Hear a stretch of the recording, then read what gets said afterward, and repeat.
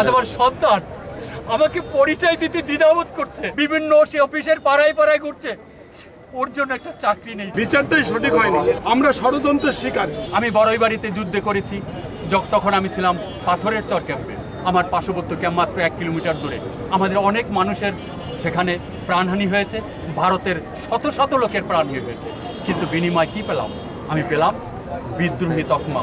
আজ আমার সন্তান আমাকে পরিচয় দিতে দ্বিধাবোধ করছে, তার কষ্ট লাগছে।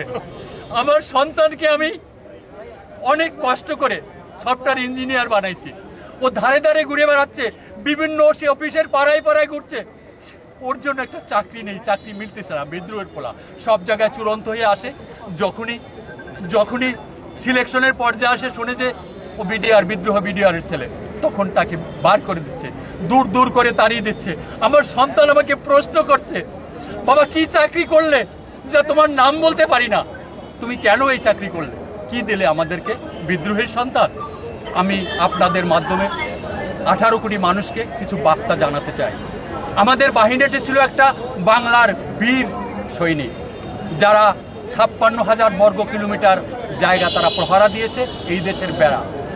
এই বেড়াটা ভারতের কাছে একটা তীরের শুল হয়তো, ওরা এইটাকে সহ্য করতে পারেনি।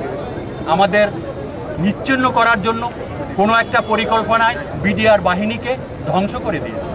ওরা বাইসা মেধাবী লোকগুলোকে 25 ও 26-এর বিডিআরের সংগঠিত ঘটনাকে কেন্দ্র করে আমাদের মেধাবী সন্তানগুলো, যারা চৌকুশ মেধাবী অফিসারগুলো, সবাইকে চাকরিচ্যুত করেছে, জেল দিয়েছে, হত্যা করেছে, অমানসিক নির্যাতন করেছে, পা উপরে বেঁধে নিচে গামছা বেঁধে তারপরে তাদের উপর টর্চার করা হয়েছে।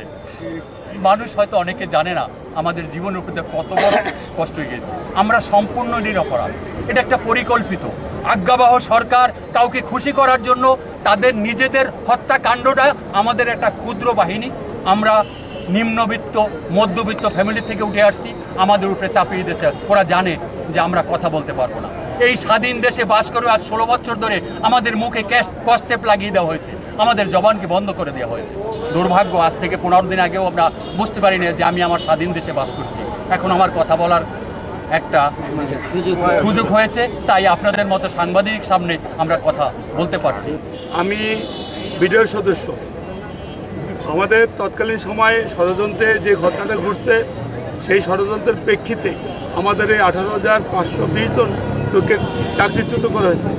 আসলে ওই ষড়যন্ত্রের যারা মহানায়ক ছিল তারা এড়িয়ে গিয়ে আমাদের মতো এই নিরীহ বিডিআরদের উপরে দোষটা চাপায় তারা আজকে ন্যায় পাচ্ছে। আমাদের দাবি, যেহেতু আমাদের ওই সময় বিচারটা সঠিক হয়নি, আমাদের উপরে নিরীহ বিডিআরদের উপরে অত্যাচার করে আমাদের জেল জরিমানা করা হয়েছে।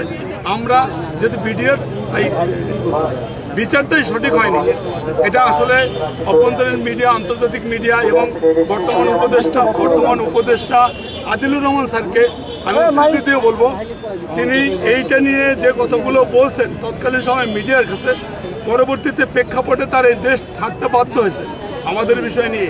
ইনশাআল্লাহ আমি এখন তিনি দেশে আসছেন, আর দেশে এই মুহূর্তে মিডিয়া অনেক স্বাধীন, তারপরে মানুষ স্বাধীন, জনতার সরকার, ন্যায়ের সরকার, এদের কাছ থেকে আমরা এই ন্যায় বিচারের মাধ্যমে আমরা মুক্তি পাবো, এই প্রত্যাশা আপামর জনগণের কাছে, ছাত্র সমাজের কাছে, প্রশাসকের কাছে, সবার কাছে আমাদের একটা দাবি, যেহেতু আমরা ষড়যন্ত্রের শিকার, আমরা ষড়যন্ত্রের শিকার, এটা আন্তর্জাতিক মিডিয়াও বলতেছে, সারা বিশ্ব বলতেছে। এই মুহূর্তে পিলখানার ব্যাপারে মূল আসামি করে, কাকে আসামি করে মামলা করা হয়েছে, যদি আসামিই পাওয়া যায় তাহলে পূর্বে আমরা যারা ছিলাম অবশ্যই নির্দোষ। সুতরাং আমরা নির্দোষ, এটা সর্বজন বিদিত। আমাদেরকে যাতে এই নিরীহ লোকগুলোকে, তার আমার যেমন পরবর্তী প্রজন্ম আছে, সেই প্রজন্মের দিক তাকিয়ে আমাদেরকে যাতে মুক্তি দেওয়া হয়, এই আমাদেরকে যাতে এই বিচার থেকে, অন্যায় বিচার থেকে মুক্তি দিয়ে আমাদেরকে এই আবেদন সংশ্লিষ্ট সবার কাছে। আমার বাবা 16 বছর ধরে এখনো জেলখানায় আছে। আমার বাবার মুক্তি চাই আমি। আমার বাবা অনেক কষ্ট করে জেলখানায়, এখনো তাদের একটা মামলা রায় দেওয়া হয়নি, বিস্ফোরক মামলা। আমি সরকারের কাছে আকুলভাবে আবেদন করছি, আমার বাবা মুক্তি চাই।